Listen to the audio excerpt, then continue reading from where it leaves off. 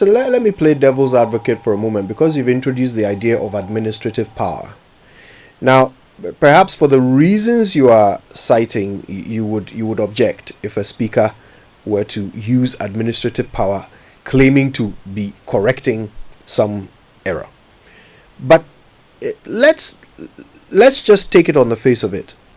Let's assume, continuing the assumption that Alban Bagwin becomes the Speaker of the 9th Parliament. So let's assume that he's sworn in. He's first of all elected and sworn in as Speaker.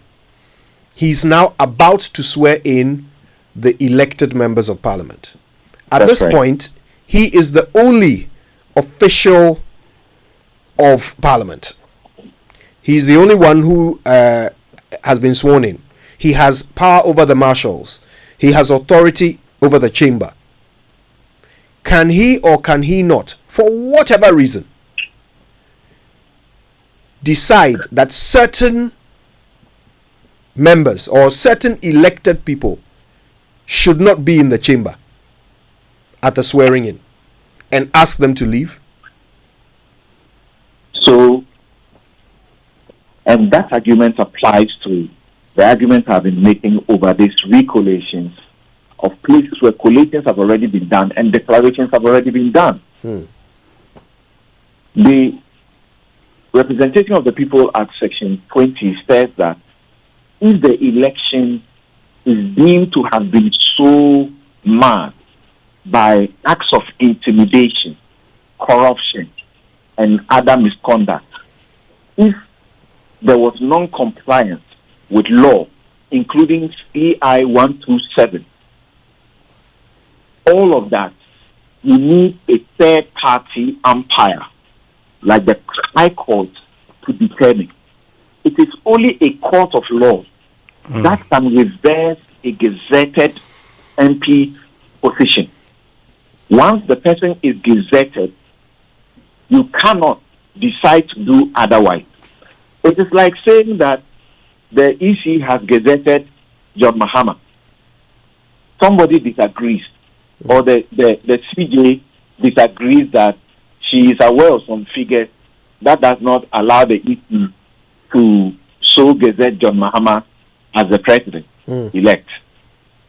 Therefore, she will not swear in John Mahama. That's the chaos that the unconstitutional and unlawful conduct will result in. So the Speaker, once sworn in, can decide to do what is unconstitutional and unlawful, but we should not encourage it. And I insist.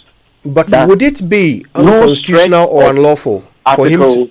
No stretch of Article 297, which says that where power is given to a person or an authority to do or enforce the doing of an act or a thing, all such power shall be deemed to also be given as necessary to enable that person or authority to do or enforce the doing of that act or thing.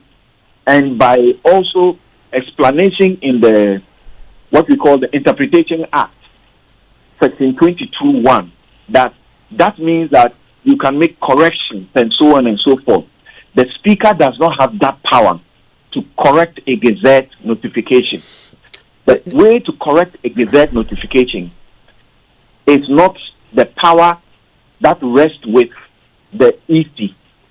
It is a power that rests with the court. Right. And only the court. That is understood, Samson. What I'm asking is, would it be unconstitutional or unlawful for the Speaker to simply say, these people should leave the chamber, without saying that I'm doing this to correct anything, without giving a reason, but simply by use of his administrative power, if he were to say that these people should leave before the swearing in goes on, would that be unconstitutional or unlawful? As I said, he would have the power to do so because the marshal will be at his command.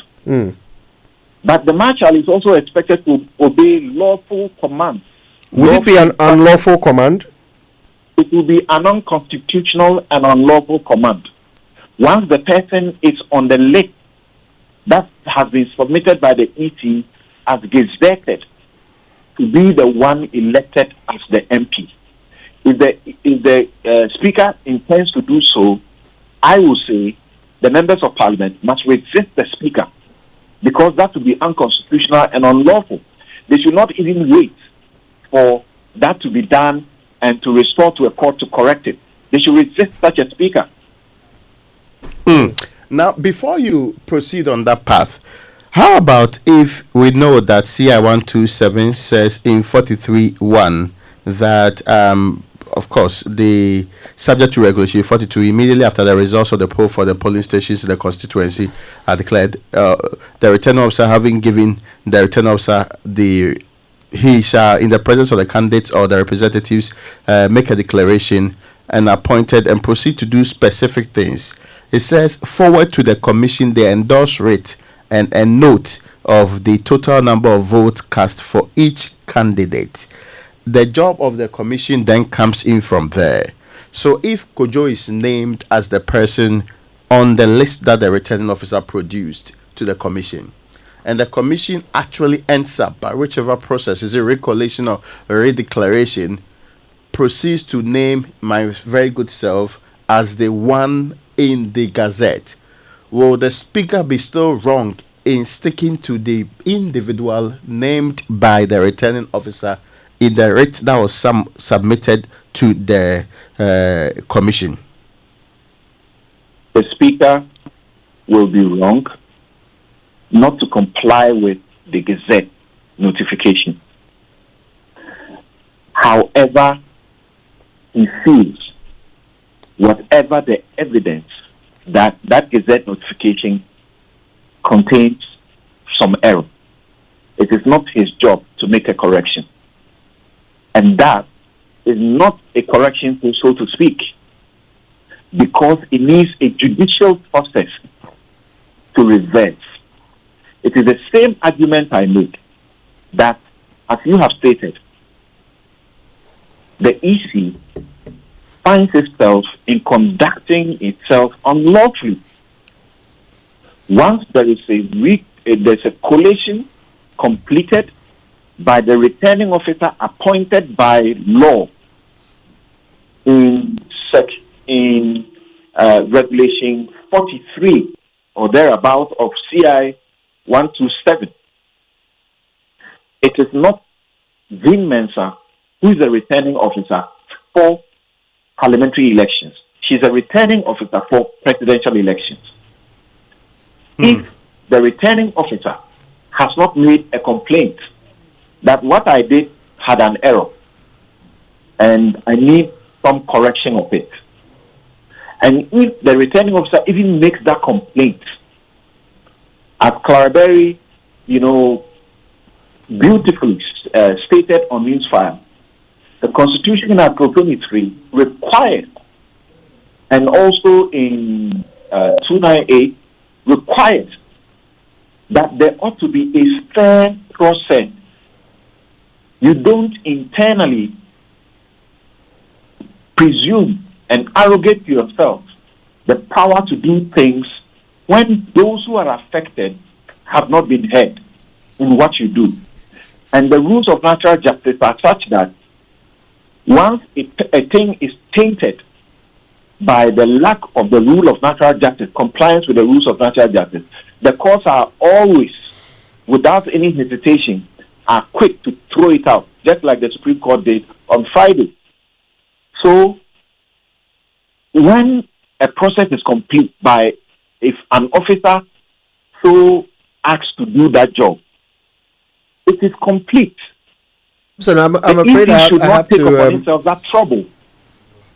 The EC must gazette that person, and the one who is aggrieved, then pursuant to sections 19 and 20 of the Representation of the People Act, will now go to the High Court, and the law prescribes the things that would have happened. They include intimidation. The EC talks about people suffering, declaring under duress. The law says if someone has declared under duress, the forum to correct that, to hear the evidence of duress, is in the High Court by a third party, not yourself, sitting alone. The EP says there has been non-compliance with the CI 127. The law says if there is non-compliance, with CI 127, the forum to make the correction and to ensure that what was supposed to be done is compliant with law is the High Court, not the EC. Okay? But if the EC goes ahead and that's what he has done, that will be deemed as sealed.